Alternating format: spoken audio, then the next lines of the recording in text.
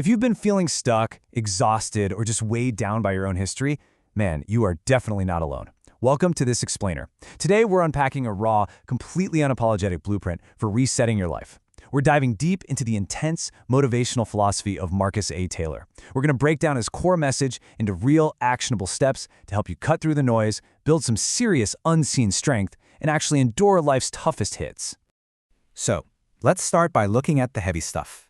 The baggage, the past traumas, maybe betrayals that are basically anchoring you to a life of mediocrity right now. I want you to seriously ask yourself, what would actually happen if you just let it go? Look, it's so incredibly easy to let our history run our future, right? To just endlessly rehearse our pain until it literally becomes who we are. But Taylor throws down a huge challenge here. Imagine the sheer freedom and raw power waiting for you if you simply drop that weight. And this brings us to your new baseline truth. You are an unrepeatable miracle. Think about that for a second. You aren't missing any of the raw materials needed to change your destiny. Your DNA, your footprint, your exact mindset, even the specific struggles you faced, they are literally one of a kind in human history. Nobody else has your exact blueprint. Everything you need to completely change your trajectory, it's already packed inside of you. You just have to be bold enough to actually believe it. All right, let's jump right into Act 1, the awakening and release. Now, making that conscious decision to stop being a prisoner of your past, that requires a total mental reset. Just look at the stark contrast here between how ordinary people operate versus, well, apex predators. Ordinary folks let a setback completely shatter their focus. You know the drill. They get distracted, they complain, and they kind of cling to their past pain like it's a security blanket. But people with a winner's mindset, they go silent. They get focused. They take that exact same adversity and weaponize it. They don't just survive a bad situation, they consume it and literally burn it as fuel. Taylor points out something crucial here. Diamonds are only formed under extreme pressure. So that crushing weight you're feeling right now, it's actually a vital part of your preparation. If you can just flip your perspective, you'll see that the thing that feels like it's destroying you is actually the exact thing training you for your next level. That anxiety, that massive failure at work, that personal heartbreak, it is not there to break you. It is the necessary friction you need to build resilience and upgrade your character. And here is the secret. You absolutely do not need to leap to the finish line overnight. That's a myth. You just need to quiet the noise and focus on being exactly 1% better than you were yesterday. Stop staring at the massive, terrifying mountain in front of you and just look at your own 2 feet. Can you beat the person you were yesterday by a fraction of an inch? Read one more page, do one more rep, send one more email. Because that tiny, relentless progression, that is where truly unstoppable momentum comes from. Which leads us perfectly into Act 2, the isolation phase. To get that incremental growth, we really have to step away from the crowd. And it all starts the very second you open your eyes. First, find stillness. Second, do not touch that phone. Most people reach for their notifications the moment they wake up, right? Basically letting the world's chaos dictate their mood for the day. Extraordinary people, though, ignore that noise. Third, they command their day. They use those first morning minutes as a gateway to set their intentions. Because listen, if you don't command your day right there in the quiet, the chaos of the day will absolutely command you. Now, entering this isolation phase means you are totally unplugged.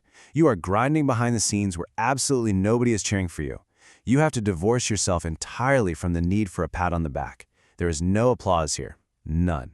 This specific season of your life isn't about feeding your ego or getting likes. It's strictly about becoming who you are meant to be. And to pull that off, you've got to drop the digital distractions. You are leaving behind the endless comparison game and that really toxic habit of watching everybody else's highlight reels while ignoring your own life. Think of social media like a modern-day thief. Literally every minute you spend scrolling through someone else's curated success story is a minute of execution stolen straight from your own potential. So what's left? It is just you and the work. Period. You are mastering your craft in complete solitude, transforming into what Taylor calls a one-man wrecking machine. You're gathering intel, refining your strategy, and conditioning your mind while the lights are off. You aren't worried about what the competition is doing because you are ruthlessly, exclusively focused on your own output. Welcome to what we call the dark room. Think of this as your cocoon before you take flight. It's this highly intentional, sacred space where you sweat, you bleed, and you strategize, all without telling a single soul what you're building. The dark room is where the actual architecture of your future gets drafted, and it's essential because real growth, it's usually messy, ugly, and incredibly lonely. You have to be willing to break yourself down in private before you can ever shine in public. Now, if you're wondering why the darkroom feels so agonizing, the answer is pretty simple. Pressure is the love language of destiny. Destiny actually requires heavy isolation to break down your old, comfortable habits and refine you for what is coming. If destiny was easy to carry, it wouldn't need a darkroom to forge you into someone strong enough to hold it. You have to endure that pressure to earn the privilege of the outcome. So during this isolation, you have to operate by some strict rules of engagement. You must ruthlessly unplug from the outside noise. You've got to look inward and master your own internal weaknesses instead of blaming the world. Stop announcing your next moves. Seriously, no more broadcasting what you're gonna do. Rewire your daily habits in total silence. Plan your next strike meticulously and let the sheer discipline of the darkroom guide every single choice you make. All right, let's bring it all together in Act 3, the execution and endurance. Eventually, you have to step out of the shadows. But let's be real, the world is brutal. When life knocks you flat on your back, when you fail in front of everybody, or when you are down by 40 points at halftime and it feels totally hopeless, there is only one acceptable response. You wipe the blood out of your eyes, tap into that massive reserve of strength you just built in the dark room, and you step right back into the arena. No hesitation, you just do it again. And again, because the defining difference between some forgotten one-hit wonder and a true, all-time great is simply endurance. It's the sheer, undeniable grit to keep swinging long after everyone else has quit and gone home. You don't want to just get lucky once. You want to make winning an absolute habit. You keep pushing until success is literally the only mathematical outcome left on the table. To survive this phase, you need a massive paradigm shift. Life's absolute worst beatdowns, they are not punishments. They are actually a vetting process. Taylor calls this the crushing. It's the ultimate test, kind of like the final interview before you achieve greatness. It looks you dead in the eye and asks, are you actually fully committed to this, or were you just interested? To make it through that crushing, you have to permanently delete the word try from your vocabulary. Saying I'll try just gives you a built-in mental exit strategy, right? It gives you permission to fail before you even start. But saying I will win, that burns the boats. It shifts winning from just something you do into an unbreakable identity. And when winning is simply who you are, quitting isn't even an option. Then, when you finally execute, it's what we call a silent checkmate. The ultimate power move isn't posting a glamorous selfie or live streaming your daily grind. It's letting the unseen work do all the talking. You don't shock your doubters with your words. You shock them by securing the victory and dropping undeniable proof right on the table.